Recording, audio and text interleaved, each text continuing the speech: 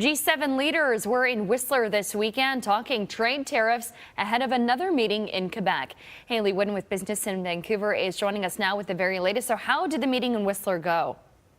Well, we saw the finance ministers of 6 G7 countries single out the trade actions of one member, which is fairly unusual. Finance ministers from Canada, EU members, and Japan expressed unanimous concern and disappointment over how the United States has been behaving with regard to trade. And most recently, of course, up for discussion were steel and aluminum tariffs, which affect all 6 member countries that made this joint statement. Now, they're calling for decisive action to be taken at the Leaders Summit, which takes place in Montreal Friday and Saturday. The U.S. has responded to this, saying nothing particularly new, that what the U.S. wants is a fair deal for the U.S. They want to be treated fairly in trade. So that sort of sets the tone for this Leaders Summit on Friday, which will actually mark President Donald Trump's first official visit as president to Canada. So we'll see how that goes.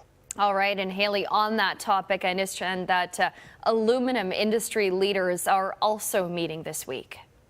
They're meeting today in Montreal, first to discuss oversupply, which is a major global challenge. But given what's happened in the past couple of weeks, they're also inevitably going to be discussing aluminum tariffs. Now, represented will be leaders from the U.S., Canada, EU, and Japan, same countries that will be attending the G7 summit. They're going to look at how to deal with oversupply. Obviously, they're not in favor of any tariffs being imposed. The idea is to send their recommendations and findings to the G7 summit for consideration. So we'll see if their concerns are heard.